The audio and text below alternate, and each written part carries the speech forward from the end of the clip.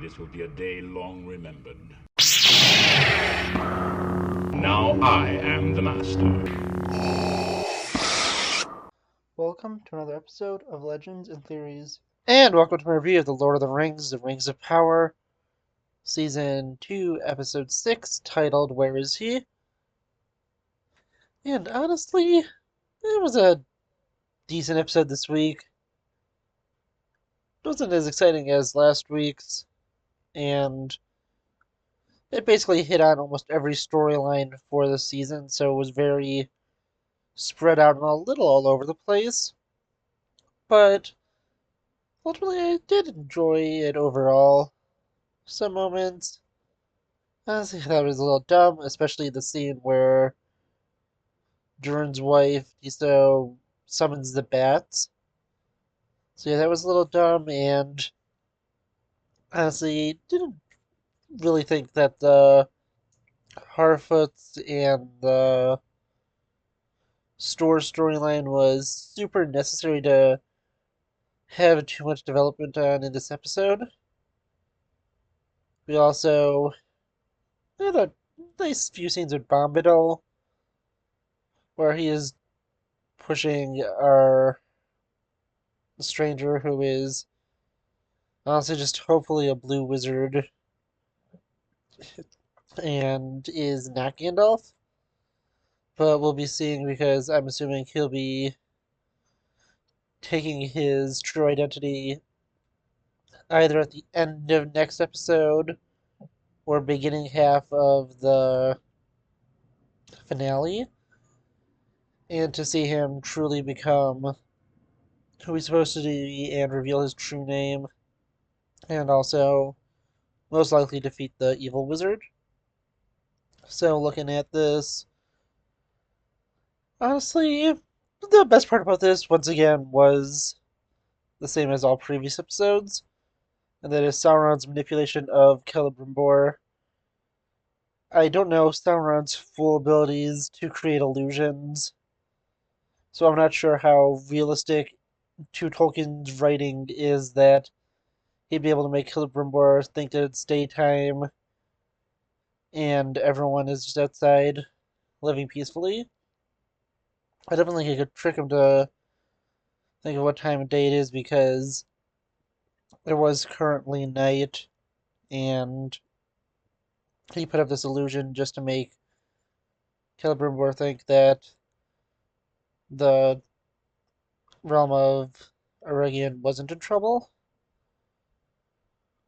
But on the other hand, I'm just not really sure if that is one of Sauron's true abilities. I know he has a lot with deception and shapeshifting, but not this one specifically.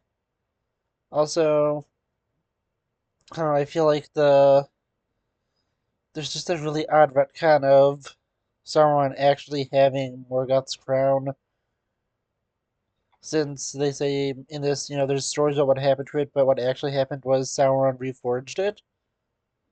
And if it's only part of it, then I guess that could be fine, but the entire storyline with Morgoth's crown is after the Silmarils are taken out of it, it is used to imprison Morgoth and eventually is sent with him when he is sent into the void.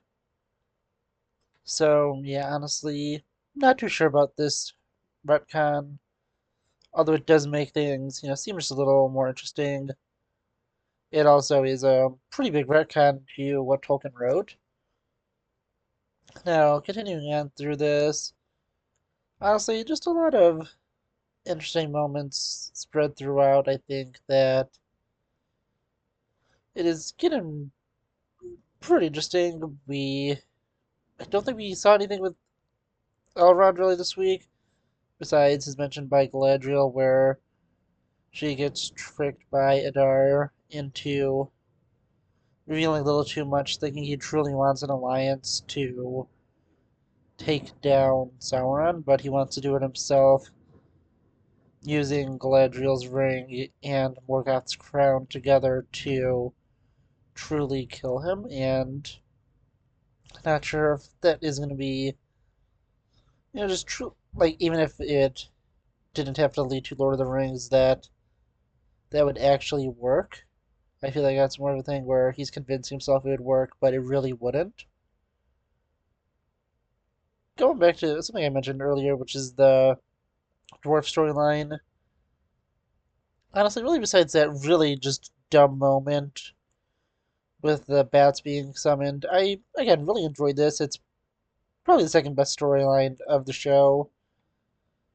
Looking at it during the king is clearly showing his corruption, and it has that great little twist moment where you think he's finally starting to see some sense, but now he really just wants to get as much as possible out of the elves now, and is letting the ring fully corrupt him.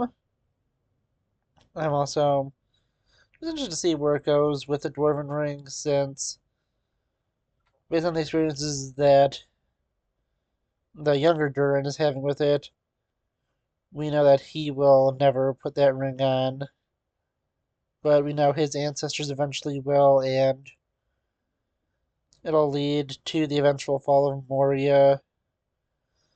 Continuing on, will also lead to the fall of Erebor and a few other kingdoms, and ultimately we return to Sauron when Thorin's father, Thrain, is captured by Sauron in the Dungeons of Dol Guldur.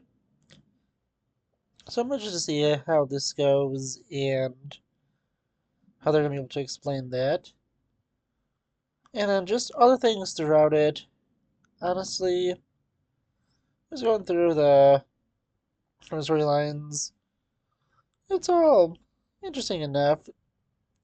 Definitely not as good as the Jackson adaptations, and especially not as good as Tolkien's actual works, but I think it's enjoyable enough. Definitely does have its flaws, and honestly, I definitely see why people just truly don't like it. But I can at least appreciate it for overall what it is, and not no under new illusions that this is a truly incredible adaptation. I think it is decent enough to watch on its own, but the biggest problem is it's not able to adapt Tolkien's work really well.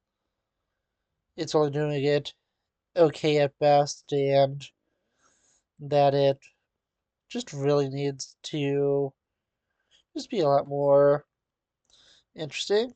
Oh, also the Numenor storyline, it's gonna be pretty interesting. I fully predict that in the next episode we'll be seeing Ar-Pharazôn taking Muriel to be his wife, so he could try and unite the two factions, which will still ultimately fail. And also, I hope we get to see Isildur's brother be coming into this and actually become a character, since he is important. And honestly, yeah, I'm intrigued to see what they do next. It is definitely not as great as it was last week. Last week was probably the peak, at least so far.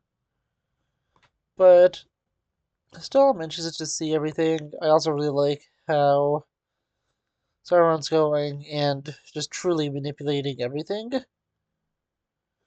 And I want to know what you think. Please leave me in the comments, and see you on the next episode of Legends and Theories.